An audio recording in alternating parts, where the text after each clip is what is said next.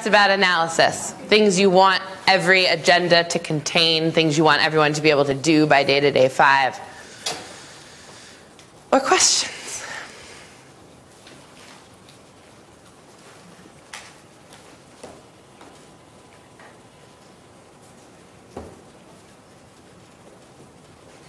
I'll stare at the people I know best.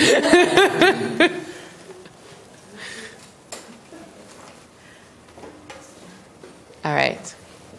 Then we'll slide on to follow-through, which is pretty straightforward. Make sure that you have a plan for follow-through. Early day-to-days, we'd come with all these grandiose ideas and plans and intervention thoughts and notions, and never to see the light of day again. And we tried many things to keep things alive. One day-to-day, there was the everybody carries their DDP on a clipboard initiative. And I told people if they saw me in the next 6 weeks without my DDP on my clipboard that, you know, I don't know, they should give me a demerit. It was terrible. It didn't go anywhere. So some people do like, post it near their aims in the room and find it really helpful, but DDP on a clipboard was a failed initiative. So some things that worked for follow-through, tab 7 will show them. One is, so the day-to-day pledge, you already saw that. We post it in the staff room, and then the next day-to-day, that's the opener. Your day-to-day pledge is on your table when you come into the opening session in the morning, and we take a minute to reflect on, did we meet that goal or not? Usually not. There were some pretty lofty goals, and then what was it that kind of kept you from meeting that goal? Another thing is the first document in tab 7 is just an example coaching meeting agenda. And it's just in here to demonstrate like how much you want to keep the data front and center.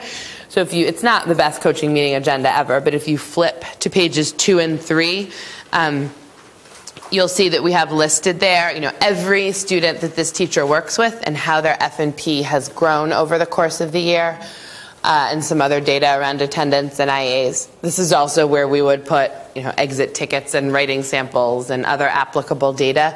And we want to make sure kids are moving in the right direction, and we're flagging anybody that's in red means they're not moving nearly fast enough, and make sure that we have a plan to remediate that. So every coaching meeting, that's the first thing. Any new data, let's put it in. Let's just quickly flag. Is there anything that we need to be taking a closer look at? And then another great tool for follow-through is the agenda itself with really thorough notes typed into it. So this one, last document, is a first grade intervention meeting agenda. And just to orient you to this a little, we have 2 kinds of interventions at Elm City. The first are scheduled daily interventions that a teacher is assigned to teach for a whole period, and there's a curriculum involved. And those are just SGI, small group instruction interventions. And you'll see here that we have listed out the children who are in the intervention, what their performance level was coming into the intervention, what the goal was for the end of the 6 weeks, and what actually happened. And then we color code it depending on if they're ready to move out, if they need to stay in. And then the second kind of intervention is the whatever it takes intervention. And this was a real professional culture moment, because the whatever it takes intervention is donated time. Like, it's not in anybody's schedule. It's, you know, who am I going to run sight words with during math meeting? Who am I going to tutor during lunch? Who am I going to pull aside during cooperative play and read a level G book with every day? And it took a bunch of culture setting in the beginning. I remember being in a meeting, and the grade level chair and I were trying to sell everybody on this idea, you know, and we were donating all this time, and crickets. Everyone just sat there. So we just sat there with the crickets and the awkward silence, and eventually everybody did jump in and donate some time. And then 6 weeks later, when we were able to show like markedly better progress than we'd had before, especially on those kids that had that individualized push, then everyone was like falling all over themselves to donate more time, because nothing fights burnout like success. But again, we really want to look at those kids. Like, what was it exactly that was going to happen in the intervention? Where were they? What was our goal? How did it go? Should they move out or in?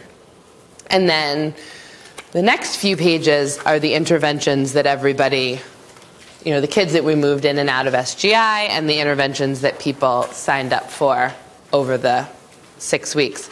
And then the grade level chair emails out these notes, and then this is the sort of uncomfortable compliance moment. Like, you can carry this around on Tuesday at 3:30 and go to all the places where the interventions are to be happening and make sure that they are, and that the things that we've all agreed on together are in fact taking place.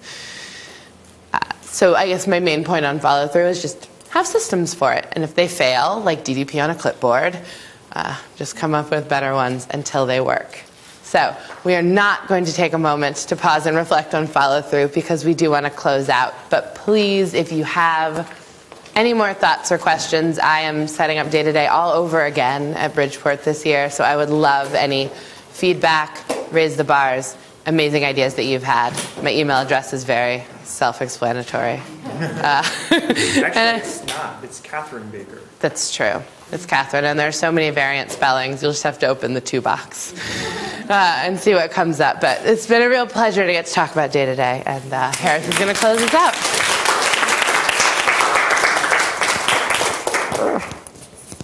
So we've got 4 minutes, and there are 2 things that I want to try to do in the 4 minutes. And I know some people had some very hard stops, like a dinner with the superintendent. I just got a text from Doug. He knows the status. So your note-taking tool. We've got a lot of things to chew on here of what Day-to-Day could be at your school, and you need to diagnose where you are and how you're going to get there. Page 2 of this tool is thinking through what does Day-to-Day 1 look like, what does Day-to-Day 2 look like, doing that backwards mapping to where you want to be by the end of the year, and what are you doing now to get there. Day-to-Day is 3 weeks away. We've got Morgan, Barth, and crew are doing Day-to-Day on October 18th for the AF folks to come visit. They're doing it a week early so that people can do this, but a lot of the Day-to-Days in the network right now are all simultaneous, so October 25th is when your day is. For the folks that I've been doing the co-planning with, we talked about some next steps, but I think this, hopefully in combination with our session earlier today, helps you start thinking through what are the pieces I put in place now. And what you do on Day-to-Day 1 sets the tone for the rest of the year, but I don't think you're not going to get all the way there in one Day-to-Day. So what are the big rocks you want to get in place by Day-to-Day 1 to set those precedents, to set those mindsets?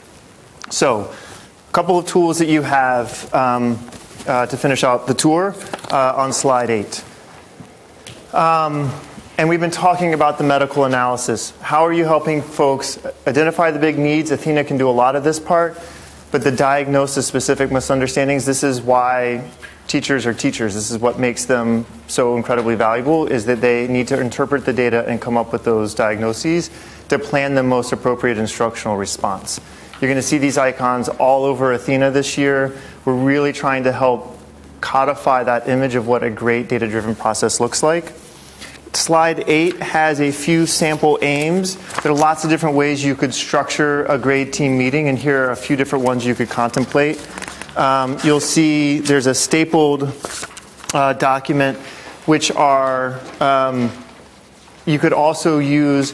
Some teams I have seen will hook the computer up to the VPU. They'll have this Word document on the screen, and they're collectively taking notes as a team as they're going through it. So you're doing the work as part of the meeting, and now you have a takeaway with the document. The documents, here's the diagnosis, how will we teach it, what are the structural strategies. I actually think Kate's point, adding in what would that visual anchor look like, could be a good addition here.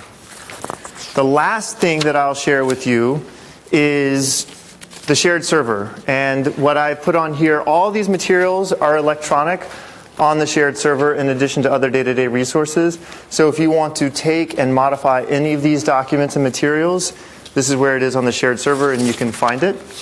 The last page of your packet actually has these slides, hard copy of the slides we just went over. Tab 1 has the slides that Kate was sharing from the sample of day-to-day from Elm City. So all your materials are hard copy and electronic on the shared server. Final thing. Check for understanding. So everyone needs to stand up, and we're going to do an exercise. That corner is no. Actually, that corner is yes. And the corner by the camera where Paige is no. So I'm going to put a statement up on the wall. If you feel strongly yes, you're going to go over there. If you feel strongly no, you're going to go over there. And you've got the spectrum in between.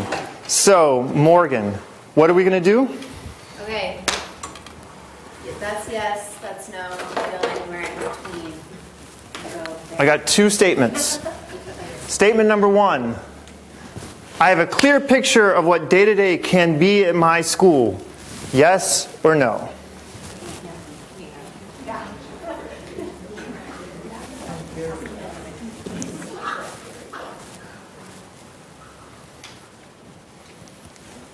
So Luke, are you in between, or is it a space thing? I'm in between. I think I have a lot clearer picture than I did. It's also partly a space thing. A little clearer than this. But I also have a lot of questions, good questions, but still a lot of questions I want to answer. Okay. So I think a to-do is you and Jeff, Alana, and then also certainly me. Anyone else? How about a strong yes? Gemma? Yeah? I have a very clear picture, a perfectly clear picture of what they do in our district. Great. So statement number two, same exercise. I know my next steps and when they will occur in order to help me achieve that vision for day-to-day number one.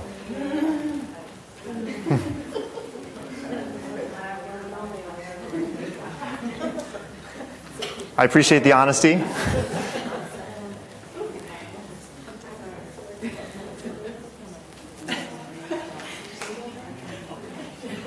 Okay. So, Claire, you're sort of leaning towards yes. What are one or two of your next steps? And when will they occur?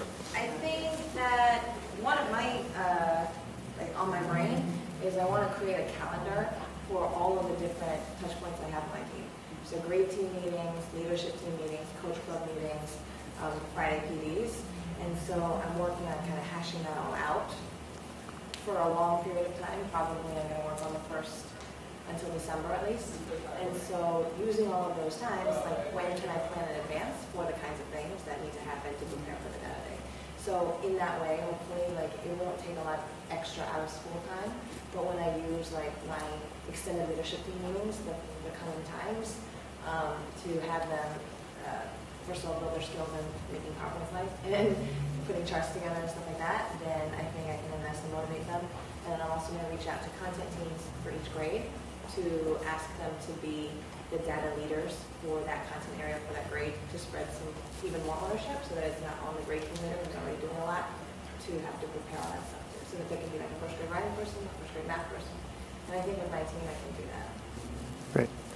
So with that, I will encourage the folks down at this end.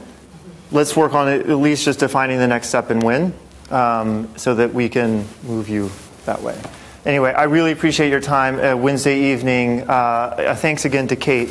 But call on me. If I can help, if I can be a thought partner, let me know. That's what we're here for. And I hope you have a great day-to-day 1, and day-to-day 2, and day-to-day 3, and day-to-day 4, and day-to-day 5. So thanks. It would also